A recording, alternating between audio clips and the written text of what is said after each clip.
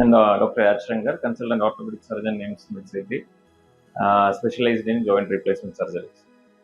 അപ്പോൾ ഇന്നത്തെ topic osteoarthritis. Osteoarthritis എന്ന് പറയുമ്പോൾ സന്ധികളിൽ ഉണ്ടാകുന്ന ഡാമേജുകളെയാണ് ഓസ്റ്റിയോആർത്രൈറ്റിസ് എന്ന് പറയുന്നത്. ഇത് രണ്ട് തരത്തിലുണ്ട്: പ്രൈമറി ഓസ്റ്റിയോആർത്രൈറ്റിസും സെക്കൻഡറി ഓസ്റ്റിയോആർത്രൈറ്റിസ്. പ്രൈമറി ഓസ്റ്റിയോആർത്രൈറ്റിസ് എന്ന് പറയുന്നത് പ്രായമേറിയവരിൽ പ്രത്യേകിച്ച് കാരണങ്ങളൊന്നും ഉണ്ടാവാതെ വരുന്ന തേയ്മാനത്തെയാണ് പ്രൈമറി ഓസ്റ്റിയോആർത്രൈറ്റിസ് പറയുന്നത്. സെക്കൻഡറി ഓസ്റ്റിയോആർത്രൈറ്റിസ് എന്ന് പറയുന്നത് ഈ വാത സംബന്ധമായി അല്ലെങ്കിൽ ഇൻഫെക്ഷന്റെ ഭാഗമായി അല്ലെങ്കിൽ എന്തെങ്കിലും ഫ്രാക്ചർ സംബന്ധമായി വരുന്ന ജോയിന്റിലുണ്ടാവുന്ന തേയ്മാനങ്ങളെ സെക്കൻഡറി ഓസ്റ്റിയോആർത്രൈറ്റിസ് ആയിട്ട് പറയുന്നു.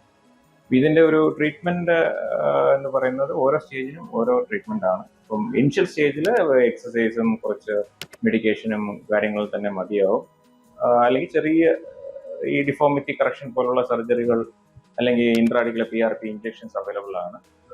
മാക്സിമം ഒരു ഗ്രേഡ് 4 ആയി കഴിഞ്ഞാൽ പിന്നെ സർജറി ജോയിന്റ് റീപ്ലേസ്മെന്റ് സർജറിയാണ് ട്രീറ്റ്മെന്റ് എന്നുള്ളത്. ഒരു ഇനിഷ്യൽ അസസ്മെന്റ് വളരെ ഇമ്പോർട്ടൻ്റ് ആണ്. നമുക്ക് റീപ്ലേസ്മെന്റ് മാക്സിമം ഒഴിവാക്കാം, അല്ലെങ്കിൽ നമുക്ക് മാക്സിമം ഏജ് പ്രൊലോങ് ചെയ്ത് റീപ്ലേസ്മെന്റ് ആവശ്യമുണ്ടാകും.